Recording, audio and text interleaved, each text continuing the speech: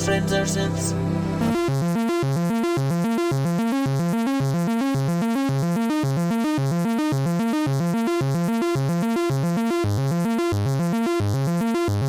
So over the past few weeks, I've been fairly lucky to get my hands on a PWM Malevolent to try out. This is a fairly new synthesizer from a fairly new synthesizer company, and so it's been pretty interesting to see what kind of thing they've come up with. Now, if you're only interested in hearing how this thing sounds, and you don't want to sit through 10 or so minutes of my dulcet Scottish commentary, then I've already recorded and uploaded a video fairly recently where I shared some of the early sounds and patches that I was exploring. So there'll be a link on screen in the usual place if that's more your speed.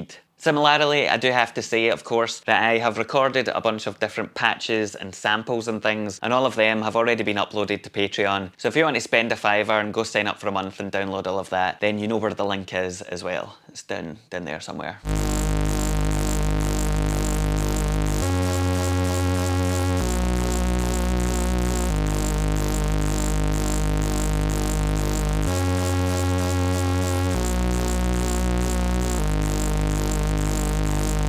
Now in this video, I'm going to give you a kind of general overview of the synthesizer, as well as talking about some of the specific parts that I think are particularly interesting or noteworthy. But if you're looking for a more technical review or an in-depth comprehensive feature on the synth, let's say you want to listen to all of the filter sweeps or something like that, then I would highly recommend going to watch Starsky Carr's video. He's already done a really good walkthrough. He's got a Scouse accent, so what more do you need? To kick things off, I'll talk a wee bit about the build quality and the physical form factor, because I was kind of surprised when I took the synth out the box at just how compact it is, given the amount of features that are in there. It's kind of the size of something like an ASM Hydrasynth Explorer, which is really quite teeny and also fairly fully feature packed. So that's the kind of, real estate we're talking about here in terms of dimensions. When it comes to the actual build itself, the synthesizer is light but doesn't feel cheaply made at all. Everything is kind of as you would expect it to be. And since I'm not an engineer, I am just someone who makes music with things, really the test for me is whether or not I'd be worried about taking it out live. And it doesn't feel like that would be a problem at all. So make of that what you will.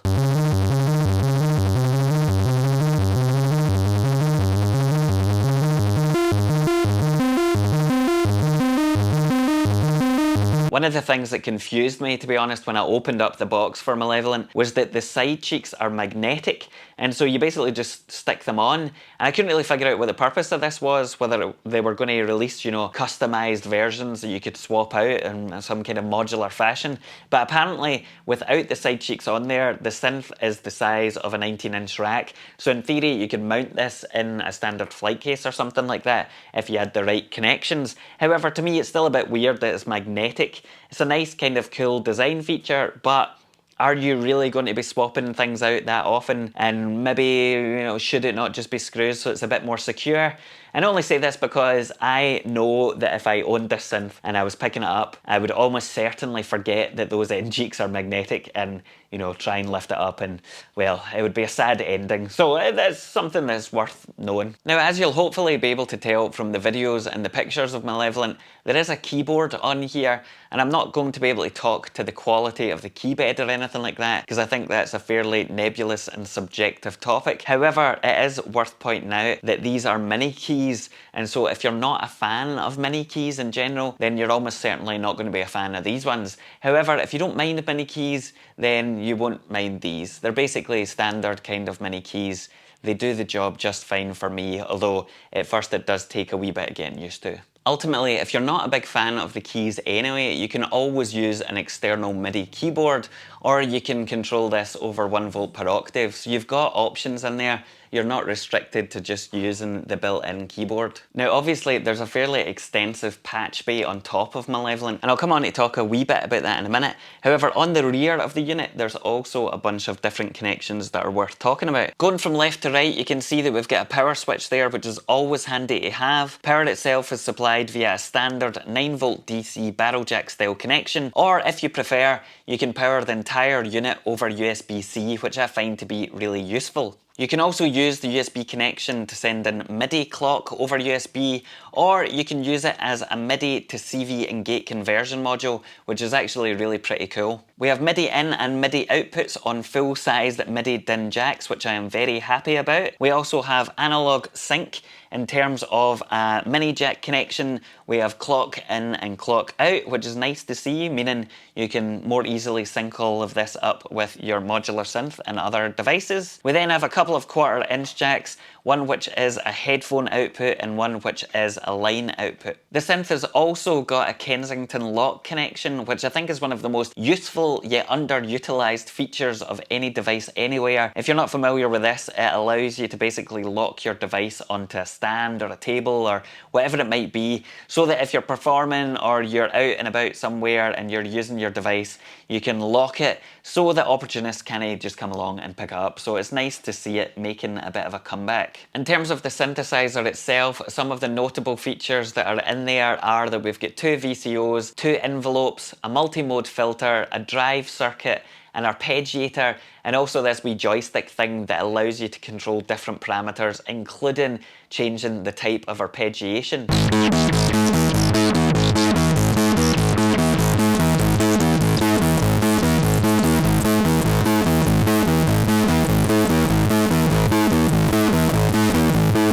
Now, I've seen Malevolent described as a modular synthesizer, and I can understand why. It does have, obviously, this large patch bay on the top of it. However, for me, this is more of a semi-modular synthesizer, not least because it all comes in a single package that you can't really change out any of the bits, but also because many of the connections are pre-made. Now, whatever you want to call it, whether it's a modular synthesizer or semi-modular synthesizer, one of the things that I don't really love about traditionally semi-modular synthesizers is that it can be really hard to figure out what the signal flow actually is. And so even though I've seen semi-modular synthesizers often spoken about as being great for beginners or people that want to learn synthesis and signal flow, I actually found it to be the opposite, because I couldn't really understand where everything was going without having to refer to some page in the manual explaining everything, and that didn't really make much sense. It made, it was much easier with a modular synthesizer where I could see where every connection was. And this is something that I do actually really like about Malevolent, because underneath each patch point in green text, it tells you what each connection is normal to, which makes it so much easier to just look at the panel and figure out what is going on where without having to refer to some signal flowchart or something like that. So I quite like that. Now, when it comes to the connections that are pre-patched or normaled within Malevolent, I discovered that actually they're not really what I would normally expect, and I think in some ways that's what gives this synthesizer a bit of an interesting character, because it doesn't just start at the same point you would expect every synthesizer to. And it took a wee bit of exploring for me to be able to kind of tame that a wee bit, because I kept finding that when I patched a particular thing, there was some kind of modulation coming from somewhere that I didn't really quite understand or expect. And that was actually quite exciting and interesting to play about with. So it was more of an experimental kind of device rather than one that I really understood everything that was going on with it, and it led to many happy accidents. I believe from watching some other videos that this was intentional, and if so, then great, because they've achieved that aim.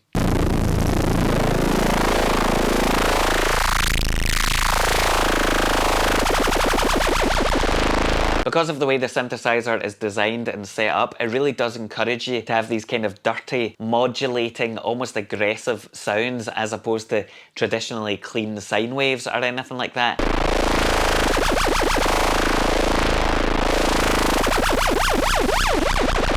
And perhaps for that reason, a lot of people have been comparing the PWM Malevolent to the MS-20, and I can see the similarities in there, particularly because there is a patch bay and everything. However, for me, they are quite different. The Malevolent really does have its own character. However, if you were looking at getting an MS-20 and you couldn't find one for a good price, or you preferred the look of the Malevolent, then they're not a million miles away from each other, so it is worth considering this.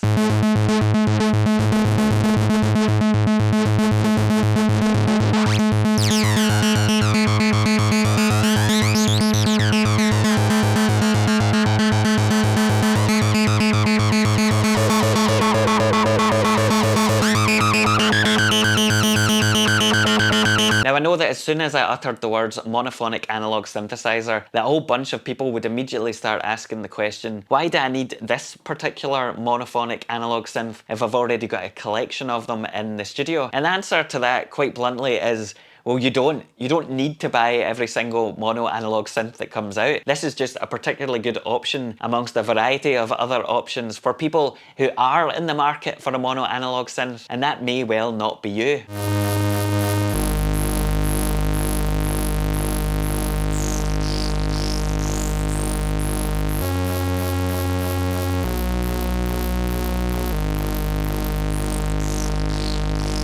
What I would say about Malevolent is there is an interesting synth with some of its own unique character, and you aren't going to be able to get the kind of functionality that you can get in that small package for the price point if you're looking at something like a modular synth. Somebody recently asked, well, what advantage does this have over a comparable modular setup? And aside from the portability and the fact you get a key bed with this included, if you're going to try replicate all of the features you get in Malevolent with an actual modular rig, then you'd be paying a lot more in terms of cold, hard pounds in order to achieve that. So if you're interested in the world of modular, semi-modular, and you like kind of dirty synth sounds, but you don't really want to dive into the pool of financial ruin that is modular synthesis entirely, then this is a really good option. From my perspective, I've really enjoyed experimenting with Malevolent, particularly because the pre-connections that are in there really kind of pushed me to come up with sounds that I wouldn't necessarily have done on my own, which is, you know,